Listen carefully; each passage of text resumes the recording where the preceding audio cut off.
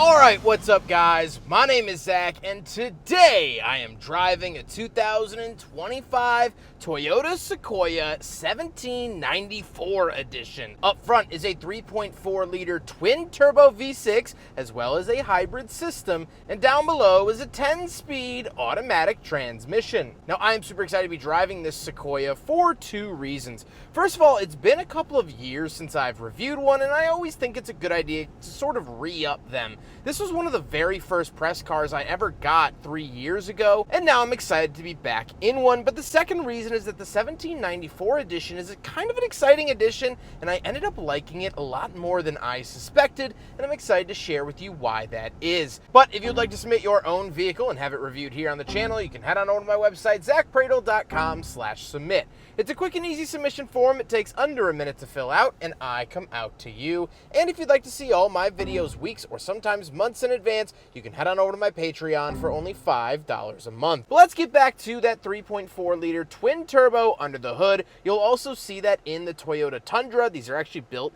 in the same factory as the Tundra. And because it is the iForce Max system, it produces 467 horsepower. Now that's a great number because I just got out of the 2025 Ford Expedition, and in its high output version, it only makes 440 horsepower. So you have a 27 horsepower jump over the Expedition. I've always liked this drivetrain. I think it's really solid. It works well. And although I do certainly miss the V8, maybe the simplicity of the V8, the reliability of the V8, I think that this is a pretty worthy successor to those V8 cars. Now, like I said, paired to it is an automatic transmission. It's a 10-speed. And again, I like it. No frills, no issues here with the transmission. And last but not least, this is four-wheel drive, and we'll talk about how to select that a little bit later on. How does it feel to drive the Toyota Sequoia? Well, it is big, and you'll notice that also right off the bat with the side mirrors. The side mirrors are pretty massive on this thing. However, it's easy to drive. All of the controls are very car-like, so the steering doesn't feel much heavier than a Camry or Corolla. It's a smooth and comfortable ride. However, of course, the Lexus products are really going to focus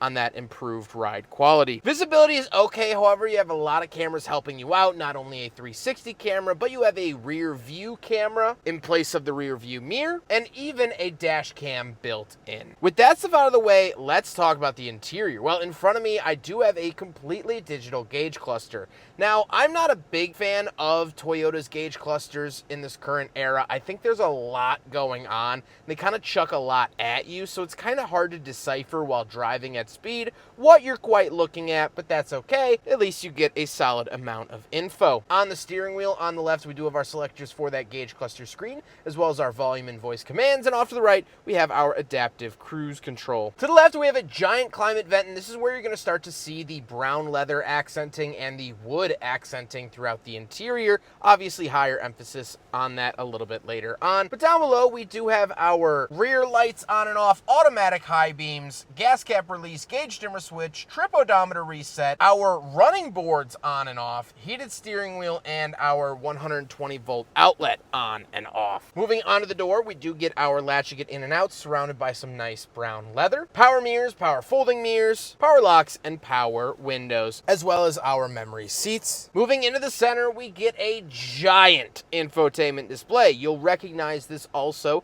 from the Toyota Tundra. It is massive, and it completely dominates the interior. It is new and fresh and has a good frame rate. It has high quality. It's visually very pleasing. However, it just is massive. We do have wireless CarPlay and Android Auto, and that 360 camera is found here as well. Up above that screen, you do get a little tray with a 12 volt outlet, which is really nice. Down below, we have physical buttons for the climate controls. We have heated and ventilated seats, dual zone climate, and a USB-A found here. Kind of interesting that that has stuck around. And down below, we have buttons for our trailer, camera view, traction control off, hazard switch, and our manual raising and lowering of the vehicle. So this does have adjustable suspension, so you can raise and lower the Sequoia. Then we do have our auto holding brake and power parking brake, the shifter in the center, and then we have our drive modes and drive settings. So off to the left, we have 2 high, 4 high, and 4 low for the 4-wheel drive. And then we have our drive modes we can select through from Custom,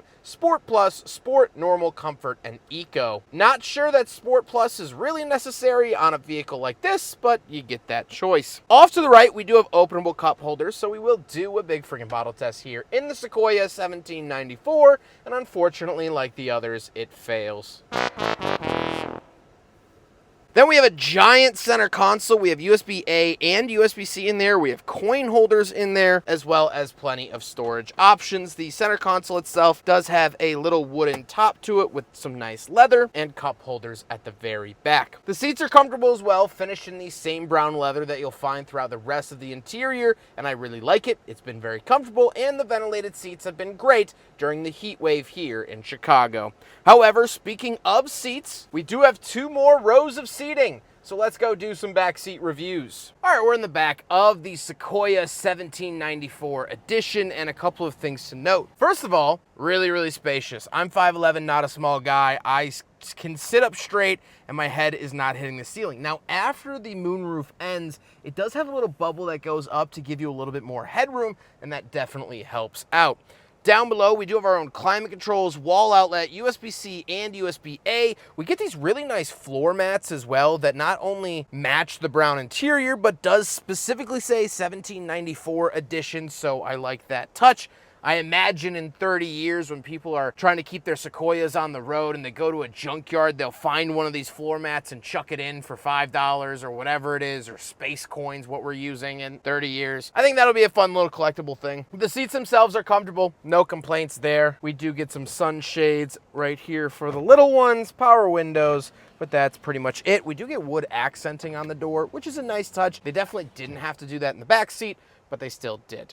Let's hop into the third row and see how the big man fares. So I'm in the third row of the Sequoia. It's good and bad. First of all, sitting up straight, my head's hitting the ceiling, but my knees actually aren't hitting the seat in front of me. So if I crouch down a little bit, I could actually sit back here and it's not too terrible. What is terrible is the seat cushioning. It is very, very stiff. I feel like I'm sitting on Plymouth Rock. And that's not really what I want out of a seating experience. These seats are dramatically hard. They can recline though. So you have a little button over here and you can recline it at least a little bit. And then you do actually have better headroom, but that's not fixing the hard as a rock seat issue. We also get tiny little sunshades back here. Nice to see that. But overall, I fit, which is nice, but I would not want to sit back here just because of the cushion. Maybe I'd go to like CVS and get one of those seat cushions for hemorrhoids or something and sit on that. That would probably be better. But anyway, we do have these red pull tabs. What do these do? Oh, that's what that does. So it makes it easier to get in and out of. Pretty nice. Let's hop into the very back. We'll talk about the cargo space, and then we'll talk about the looks. Right around the back of the Sequoia, I don't think they could have written it out in any bigger font, but we do have a button right here to lift just the glass up. Absolutely love when SUVs and just vehicles in general do this. Such a lovely, lovely feature. If you have a bunch of soccer balls back here, they're not going to go rolling away.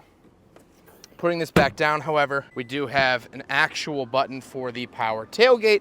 Lovely to see that. And once we are back here, a couple of interesting things. First of all, we do have this little shelf thing that you can actually stick up higher if you want. You can slide it into these slots so you can use it as like a little table or something like that. Very, very cool. Fold those out, bring that back down. Down here, we do have a wall outlet, which is very convenient. We also have power folding for the third row. There you go. And as you notice, as the seat goes down, it kind of goes up and back, up and back, up and back, up and back. Kind of interesting. And then you can take this, set it right there, and then fold that out, and now you have a little bit more of a flat loading floor, but that is going to be kind of an issue with the Sequoia, is that you don't get a flat loading floor. I had someone comment on the last Sequoia video that I did that this was a problem for their stroller. So something to note, something to keep in mind. But overall, that is the rear cargo space. These are power back up as well. So one hit of the button, but you can only do one side at a time. That one up. Hit the left. And there you go. The seats are back up in place like they never weren't. Like, is that a double negative? Whatever. Up here we do have the tailgate and lock. So put it down like that.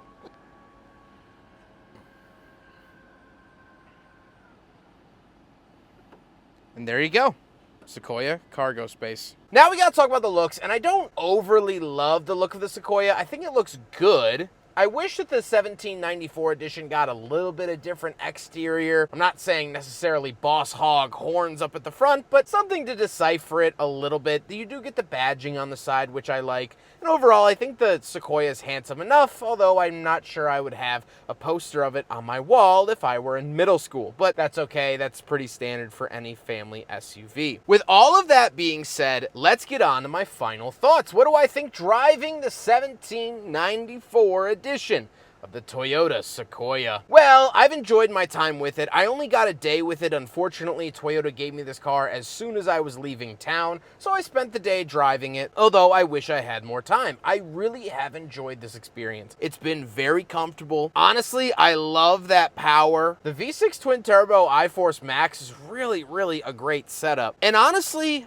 I was really impressed with the fit and finish of this interior. Toyota's always had pretty good fit and finish. That's not a mystery. But all the different materials in here feel really well thought out without feeling gimmicky. If you look at the Laramie Longhorn Dodge Rams that I've done, or I guess they're just Rams, they're not technically Dodges anymore, but whatever. They have these like fake buckles on it, and they have these like little flimsy little things that just like, it's so like pandering is what that feels like.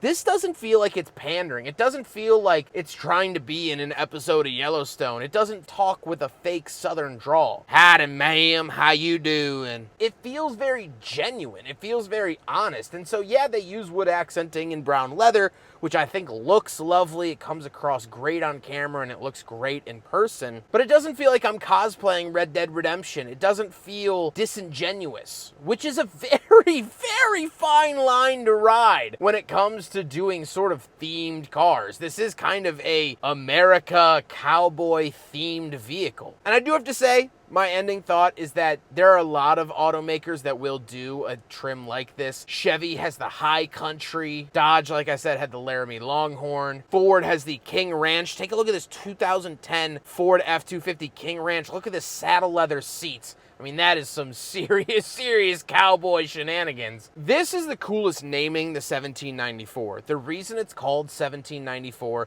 is because Toyota bought property down in Texas to build their new truck and SUV plant. That's where the Tundras are built, and that's where the Sequoias are built as well. And that factory was built on the land of an old ranch, and that ranch was founded in 1794. So I thought that that was really cool that they sort of honor what was on the land before them and sort of carry that heritage along. Even though it's just a badge and some leather and some new cars, it's a little tip of the cap, and I like that. It's not overblown. It doesn't have, like I said, the boss hog horns on the hood. It's simple. It's a footnote that just says thank you. And I thought that that was really special. I hope you guys enjoyed the video. Huge thank you to Toyota for loaning me this Sequoia 1794 edition. Huge thank you to Drive Shop for facilitating the cleaning and delivery of this vehicle. And of course, the Midwestern Automotive Media Association. But I hope you guys enjoyed the video. Don't forget to rate the video, comment on the video, and subscribe if you really liked it. Take care, guys.